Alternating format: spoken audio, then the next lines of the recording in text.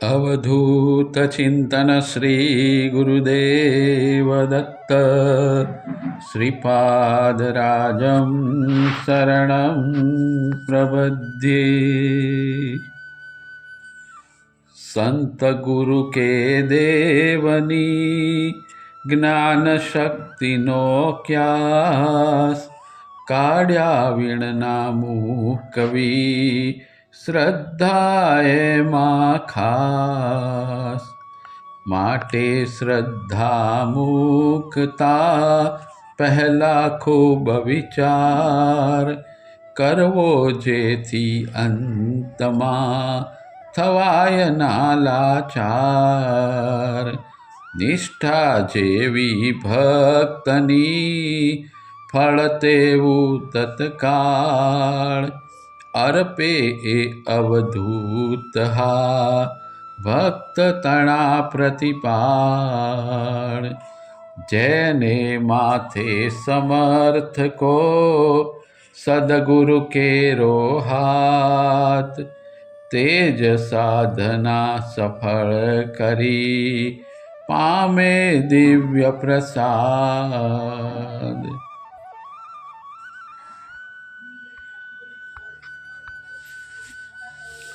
દ્વારકાધીશની જગ્યાએ સ્વામીજીના દર્શન। શ્રી નાના જોગળેકર મૌની સ્વામીના નિકટના શિષ્યો પૈકી એક હતા। તેઓ ગાયકવાડી સરકારમાં નોકરી કરતા હતા। ગાયકવાડી રાજ્ય વડોદરા સિવાય અમરેલી, મહેસાણા તથા દ્વારકા સુધી પથરાયેલું હતું। શ્રી નાના જોગળેકર સ્વામીજીના દર્શન કરવા નિત્ય સિદ્ધ મંદિરે જતા હતા।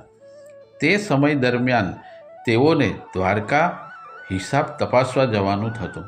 શ્રી જોગળેકરને થયું કે શ્રી સચ્ચિદાનંદ સ્વામીને દ્વારકા લઈને જઈએ તો કેવું સરસ। તેમણે સ્વામીજીને આ માટે પ્રાર્થના કરી। સ્વામીજી બોલ્યા, તીર્થયાત્રાનો ખર્ચ નાના બાળકોને ખવડાવવામાં વાપરી નાખો એટલે તીર્થયાત્રાનું શ્રેય આપમેળે મળે। શ્રી જોગળેકરે જણાવ્યું કે ખર્ચનો પ્રશ્ન જ નથી। સરકારી ખર્ચે સરકારી કામે જવાનું છે। એક સાથે બે કામ થાય। સ્વામીજી બોલ્યા, જે અહીં છે તે જ ત્યાં દ્વારકામાં છે। એટલે કે પોતા તરફ અંગુલી નિર્દેશ કરીને બોલ્યા કે જે અહીં છે તે જ દ્વારકામાં છે, તો વિશેષ પરિશ્રમ શા માટે? છતાં જોગળેકરે આગ્રહ કરી વિનંતી કરતા સ્વામીજી એક શરતે દ્વારકા જવા કબૂલ થયા કે તેઓ કાળિયા એટલે કે દ્વારકાધીશના દર્શને મંદિરમાં નહીં આવે। શ્રી જોગળેકરને તો સ્વામીજી દ્વારકા આવે તેમાં જ રસ હતો। આથી તેઓએ સહર્ષતે શરત સ્વીકારી। શ્રી જોગળેકરનો સરકારી ઠરાવ થવાનો બાકી હતો। શ્રી સચ્ચિદાનંદ એટલે કે મૌની સ્વામીએ શ્રી જોગળેકરને બીજા દિવસે સવારે બોલાવ્યા। સવારે સ્વામીજી બોલ્યા, અત્યારે જ આપણે દ્વારકા જઈશું। શ્રી જોગળેકરે જણાવ્યું કે સવારમાં કોઈ ટ્રેન દ્વારકા જતી નથી। સ્વામીજી કહે તેની કોઈ જરૂર નથી। સ્વામીજીએ કહ્યું, મારા પગ મજબૂતીથી પકડી લે અને આંખો બંધ કર। શ્રી જોગળેકરે તેમ જ કર્યું।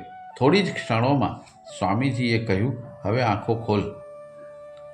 જોગળેકરે આંખો ખોલતા જ તેમને દ્વારકા મંદિર તો જોવા ન મળ્યું, પરંતુ તેઓ બેટ દ્વારકા પહોંચ્યા હતા।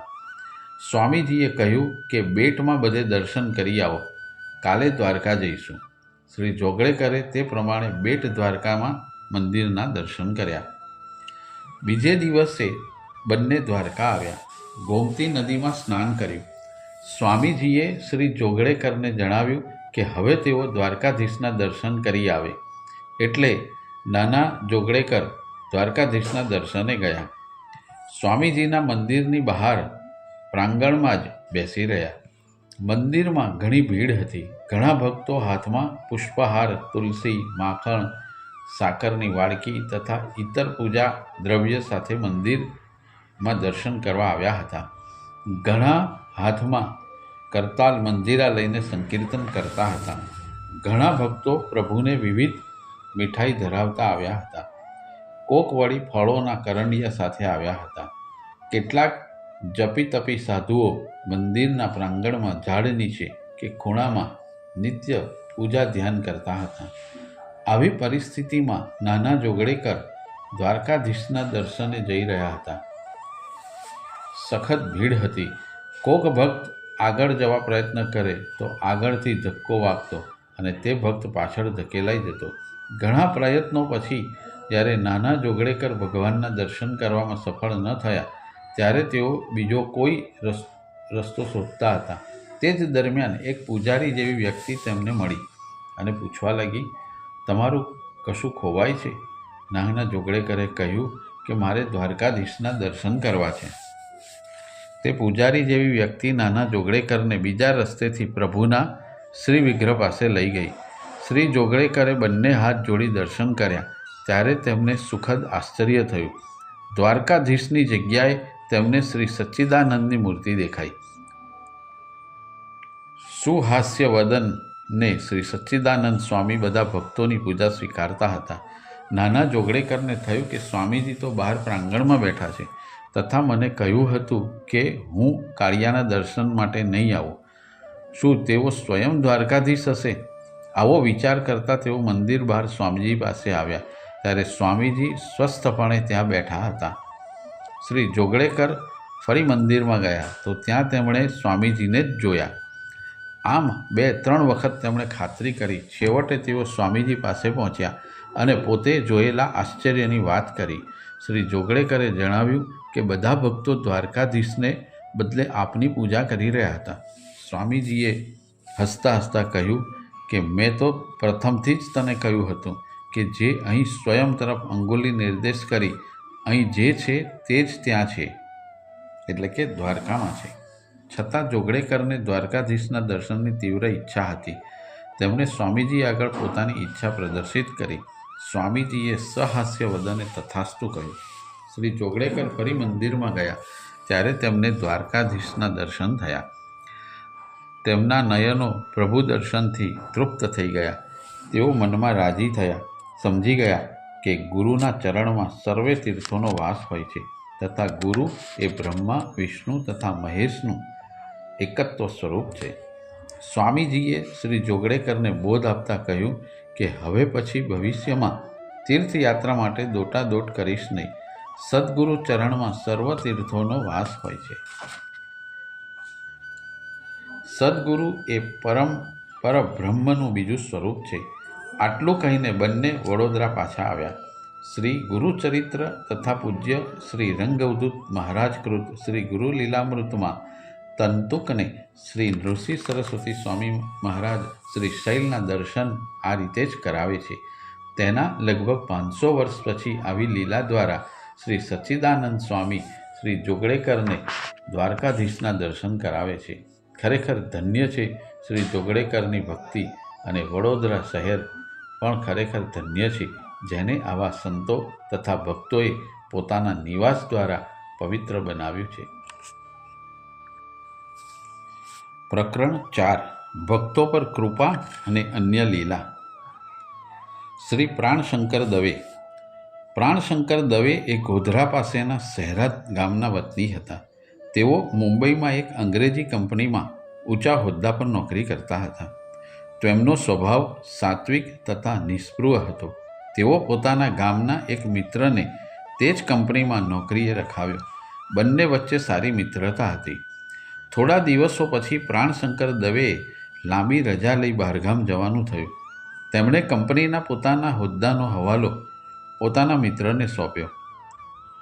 તાત્કાલિક જરૂર પડે તે માટે કેટલાક કોરા કાગળો ઉપર સહી કરી આપી, ચેકબુક પણ સહી કરીને આપી. તેમના મિત્રના મનમાં પાપ હતું. તેઓ આ જ લાગની રાહ જોઈ રહ્યા હતા. તે મિત્ર મોટી રકમની ઉચાપત કરી રજા પરથી પ્રાણશંકર દવે નોકરીએ હાજર થયા તે પહેલાં કંપનીનું ઓડિટ શરૂ કરાવી દીધું. પોતે કરેલી ઉચાપત જાહેર થશે એમ લાગતા જ તેમનો મિત્ર રજા લઈ ક્યાંક નાસી ગયો. ઓડિટમાં ઉચાપત જાહેર થઈ. કાયદાકીય રીતે કેટલાય દસ્તાવેજોના પ્રાણશંકરના હસ્તાક્ષર હોવાથી તેઓ જ જવાબદાર હતા. ઈસવીસન 1900ની આસપાસ લાખો રૂપિયાનો સવાલ હતો. હાલના કરોડો રૂપિયા ગણાય. પોલીસમાં ફરિયાદ કરવામાં આવી. નિર્દોષ હોવા છતાં જેલના સળિયા ગણવા પડશે એ બીકે પ્રાણશંકર દવે નાસી જવાનો વિચાર કર્યો અને કંપની તથા પોતાની પત્ની પર પત્ર લખી તે ઓશિકા નીચે મૂકી પોતે ઘર છોડીને મુંબઈ દૂર જતા રહ્યા. પ્રાણશંકર દવેએ વેશ પલટો કર્યો તથા મધ્યપ્રદેશની હદમાં જતા રહ્યા. વર્તમાન પત્રમાં કંપનીની તેમની ઉચ્ચાપત અંગેના અહેવાલો આવતા હતા. પોલીસ હવે મધ્યપ્રદેશ તરફ રવાના થઈ છે એમ વાંચીને તેઓના છક્કા છૂટી ગયા.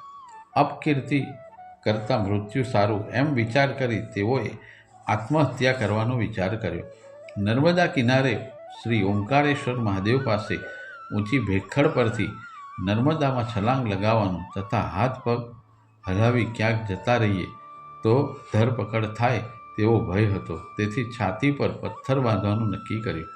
કપડાં કાઢીને પોતે નિર્દોષ હોવા વિશે પત્ર લખી પથ્થર નીચે કપડા સાથે મૂક્યો.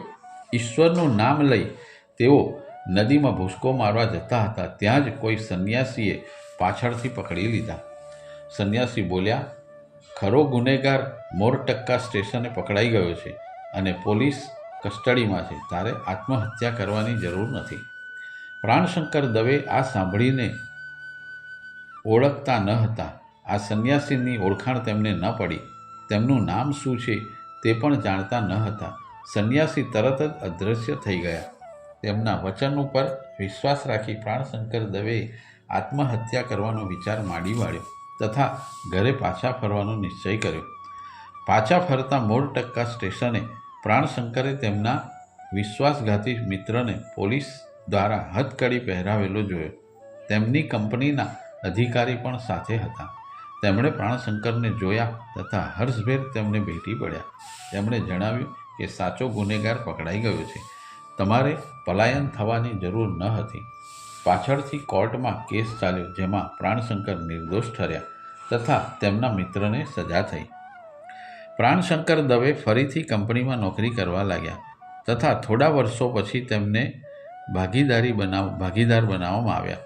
જે સંન્યાસીએ પોતાને બચાવ્યા હતા તેમના વિશે તે કશું જાણતા ન હતા.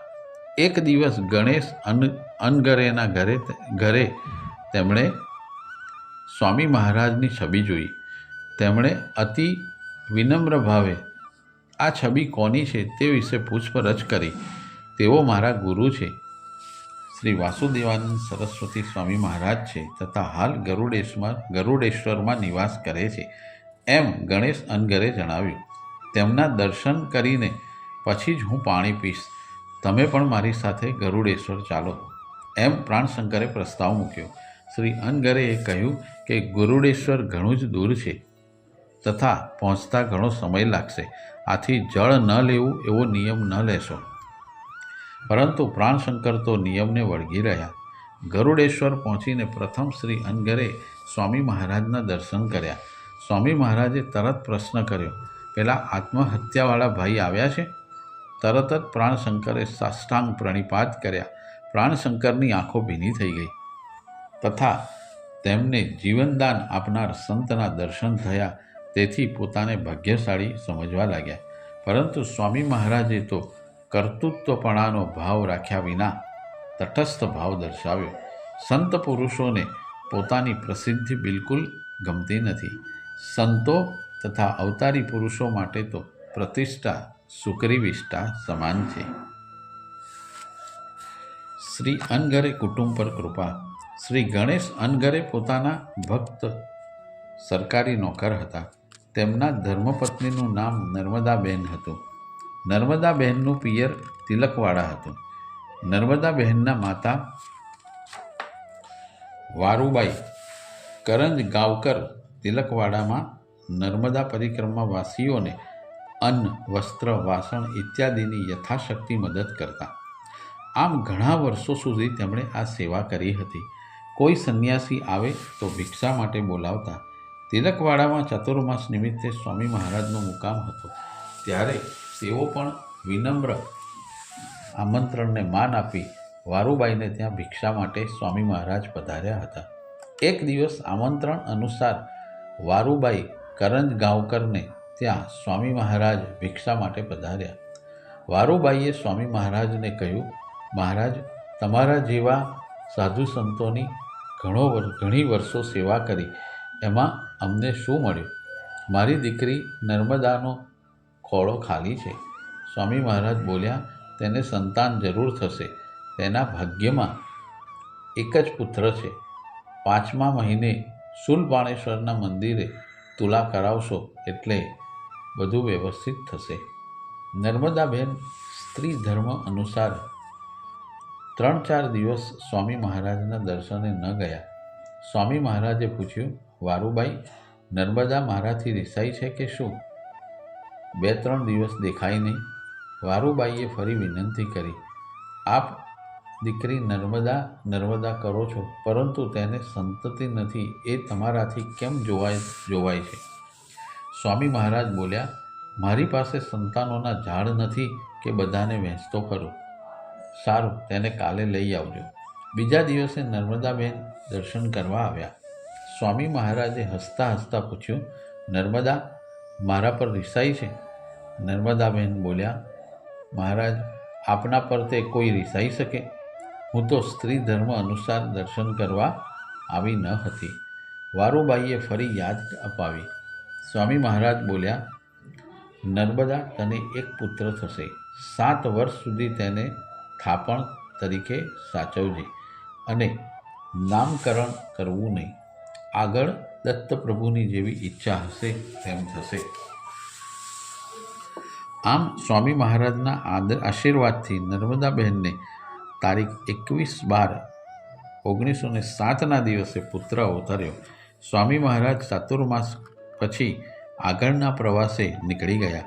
ઈસવીસન 1913-14માં સ્વામી મહારાજનો મુકામ ગરુડેશ્વરમાં હતો. શ્રી ગણેશ અનગરે તથા નર્મદાબહેન પુત્ર સહિત મુંબઈ રહેતા હતા. તેમને માહિતી મળતા સ્વામી મહારાજના દર્શને ગરુડેશ્વરમાં આવ્યા. પુત્ર સહિત નર્મદાબહેનને જોતાં જ સ્વામી મહારાજે પૂછ્યું, હવે તારી માતાને પૌત્ર જોઈને સંતોષ થયો ને? આનું નામ શું પાડ્યું છે? નર્મદાબહેને જણાવ્યું કે આપે થાપણ તરીકે રાખવા જણાવ્યું હતું, આથી નામ પાડ્યું નથી. શું નામ રાખીએ?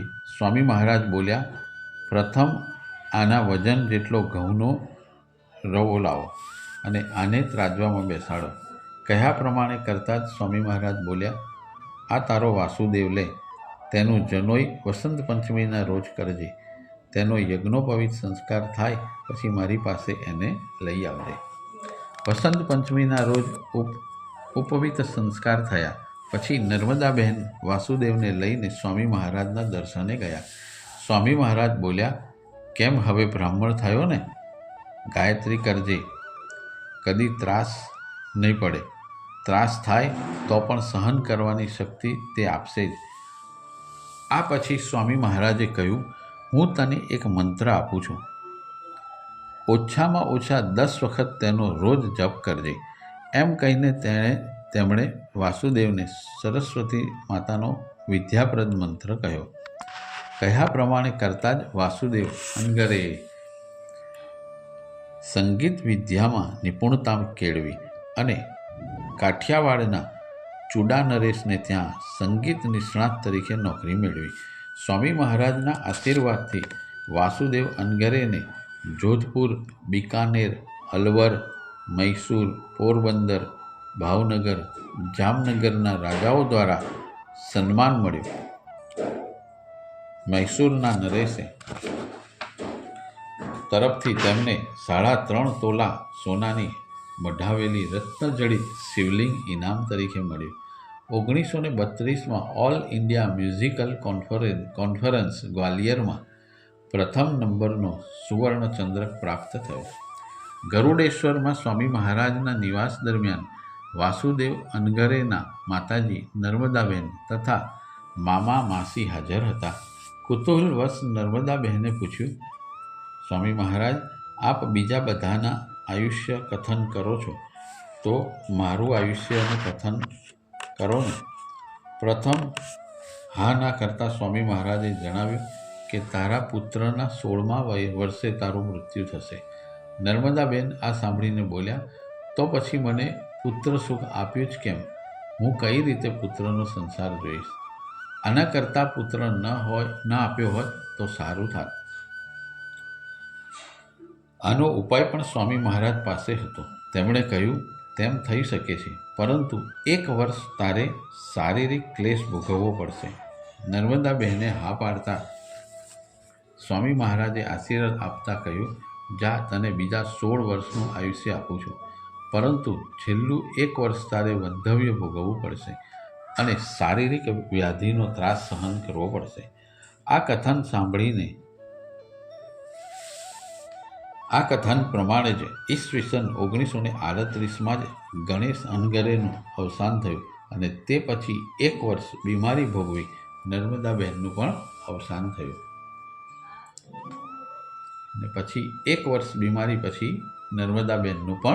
અવસાન થયું. આમ સ્વામી મહારાજ આયુષ્ય કથન કરતા એટલું જ નહીં, પરંતુ તેમાં ફેરફાર પણ કરી શકતા.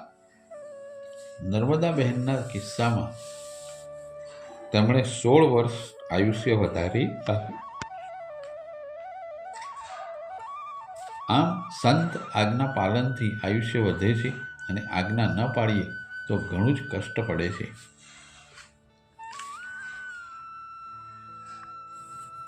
શ્રી રામશાસ્ત્રી પ્રકાશકર સિનોરમાં સ્વામી મહારાજનો મુકામ હતો. અહીં લગભગ 1.5 મહિનો તેઓ રોકાયા. સિનોરના માર્કંડેશ્વર મંદિરમાં નિવાસ કર્યો. ગામમાં એક સંન્યાસી આવ્યા છે એમ જાણી રામચંદ્ર પ્રકાશકર સ્વામી મહારાજના દર્શન કરવા આવ્યા. યુવાની હોવાથી તેમનામાં અહંકાર હતો. તેમણે ઊભા જ સ્વામી મહારાજને નમસ્કાર કર્યા તથા મર્યાદા ન રાખતા ગમે તેમ તેમની સામે બેઠા. સ્વામી મહારાજે અવિનય જાણ્યો તથા તેઓની દ્રષ્ટિ તેમણે ચાંદીની દત્તમૂર્તિ તરફ જ સ્થિર કરી. મહારાજ ક્યાંથી આવ્યા? રામચંદ્રએ પૂછ્યું.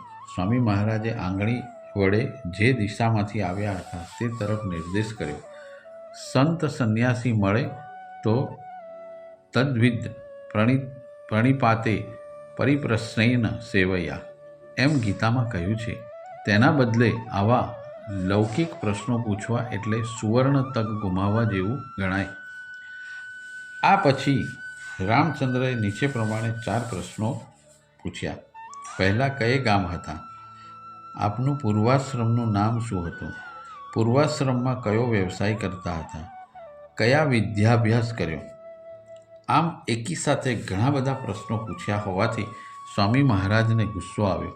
તેમણે આ પ્રમાણે જવાબ આપ્યો, તમારો કોઈ સંબંધી ગુમ થયો હોય તો તે હું નથી. સંન્યાસીને પૂર્વાશ્રમનું નામ ન પૂછાય. સંન્યાસીને પૂર્વાશ્રમની વિગતો પૂછવી અવિનય ગણાય. ઉપર પ્રમાણે જવાબ સાંભળી રામચંદ્ર પોતાને ઘેર જતા રહ્યા. સ્વામી મહારાજની નીચે લીલાનંદ સરસ્વતી નામે એક બીજા સંન્યાસી રહેતા હતા. તેમના ચાતુર્માસ સ્વામી મહારાજ કરતાં વધારે હોવાથી સ્વામી મહારાજ તેમને વંદન કરતા. લીલાનંદ સરસ્વતી કહેતા, મહારાજ, મુદ્રા, દંડસૂત્ર, કટીસૂત્ર ઇત્યાદિ આશ્રમને અનુસરીને મારી પાસે હોવી જોઈએ છે. એ વસ્તુઓ ન હોવાથી આપના વંદન સ્વીકારતા મને સંકોચ થાય છે.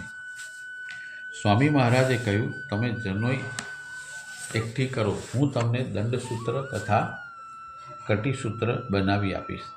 આમ કહીને જનોઈ ભેગી થતાં તેમણે બધું બનાવી પણ આપ્યું.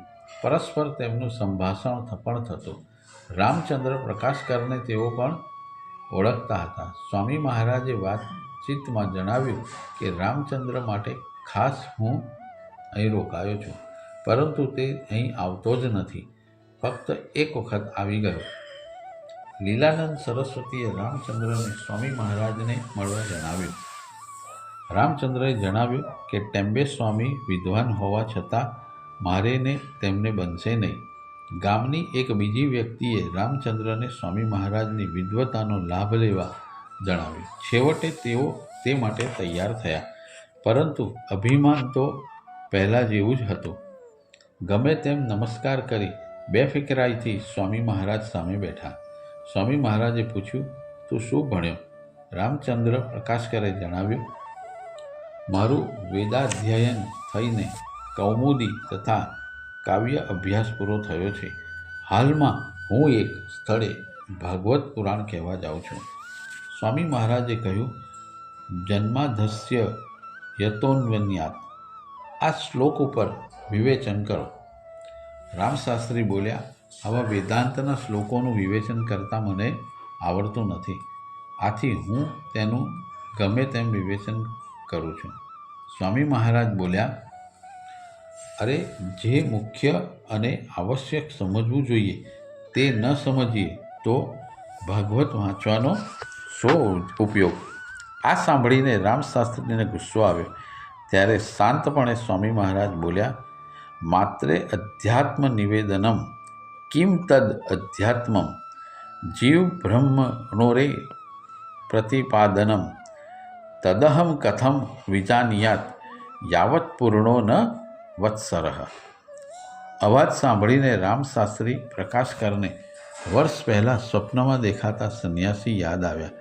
આ તેમનો જ અવાજ છે અને તે સંન્યાસી જ સામે છે. એ જોતાં રામચંદ્રના નેત્રમાં અશ્રુઓ વહેવા લાગ્યા. રોમાંચ થયો અને કંઠ રૂંધાઈ ગયો. રામચંદ્ર પ્રકાશકરે તરત જ સાષ્ટાંગ દંડવત પ્રણામ કર્યા. સ્વામી મહારાજે તરત જ આજ્ઞા કરી કે હવે ઘેર કોઈ ઉદ્યોગ ન કરતા, અહીંયા કાલથી જ આધ્યાત્મ માટે આવજો. પંચદશી અને ભાગવતનો પ્રથમ શ્લોક શરૂ કરીશું. ભિક્ષા અને આહિક સિવાયનો બધો સમય અધ્યયનમાં પસાર કરવો. પાઠ ચાલુ હતો ત્યારે એક દિવસ સ્વામી મહારાજે પોતાની પાણી પીવાની નારિયેળની કાચલી શ્રી રામચંદ્રને પ્રસાદ તરીકે આપી. થોડા દિવસોના અભ્યાસ પછી સ્વામી મહારાજ એક દિવસ કોઈને પણ કહ્યા વગર ક્યાંક જતા રહ્યા. રામચંદ્રને ખૂબ શોક થયો. સ્વપ્નમાં સ્વામી મહારાજે તેમને દર્શન આપ્યા અને જણાવ્યું, યોગાયોગથી જે જ્ઞાન પ્રાપ્ત થયું છે તેને સંભાળી ઉપાસના ચાલુ રાખવી. દંડનું લક્ષ્મી વસ્ત્ર તથા કટીસૂત્ર ગોખલામાં રહી ગયા છે, તેનું નર્મદાના પ્રવાહમાં વિસર્જન કરવું તથા તારી પાસે રાખવું. રામચંદ્ર પ્રકાશકરનો પૂર્વ ઇતિહાસ નીચે પ્રમાણે છે. રામચંદ્ર વડોદરાના વતની હતા. તેઓ વેદાધ્યયન માટે સિનોર પોતાના મામાને ઘેર રહ્યા. તેમના પિતાનું મૃત્યુ તેમના 18મા વર્ષે પ્લેગથી થયું. આથી રામચંદ્રને ખૂબ દુઃખ થયું અને ઘરેથી ક્યાંક નાસી જવું એમ તેઓ વિચાર કરવા લાગ્યા. તે જ રાત્રે એક સંન્યાસી તેમના સ્વપ્નમાં આવ્યા અને કહેવા લાગ્યા, તું ગૃહ ત્યાગ કરે તો તારી માતાને કેટલું દુઃખ થશે, આનો તે વિચાર કર્યો છે? કરદમ ઋષિ વનમાં ગયા, પરંતુ કપિલ મુનિ માતા પાસે જ રહ્યા અને માતાને આધ્યાત્મિક ઉપદેશ કરીને તેને શોકરહિત કરી. રામચંદ્રએ તે સંન્યાસીને સ્વપ્નમાં જ પ્રશ્ન કર્યો, અધ્યાત્મ એટલે શું? સંન્યાસીએ જવાબ આપ્યો, જીવ બ્રહ્મની એકતાનું પ્રતિપાદન કરવું એટલે અધ્યાત્મ.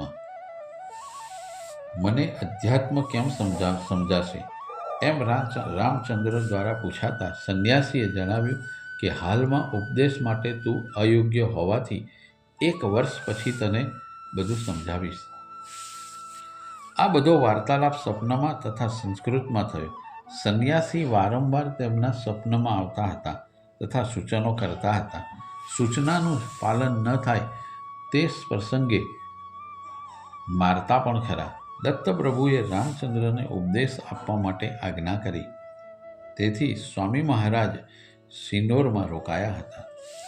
રામચંદ્રનું અધ્યયન ચાલુ હતું. એક વખત તેમણે પાઠ વખતે પ્રશ્ન પૂછીને સ્વામી મહારાજને નિરુત્તર કરીશું એવો વિચાર કરી ઘેર થોડું વાંચન કરીને આવ્યા. પાઠના પ્રારંભમાં જ સ્વામી મહારાજે જણાવ્યું કે વિદ્યા શીખનારે વિદ્યા પૂર્ણપણે ઉપાર્જન કર્યા પહેલાં વિદ્યાદાતાનો પ્રશ્ન પૂછીને નિરુત્તર કરીશું એવો વિચાર ન કરવો જોઈએ. આમ કહીને તેમણે જે પ્રશ્ન પૂછવાના હતા તેને સુંદર રીતે સમજાવ્યો.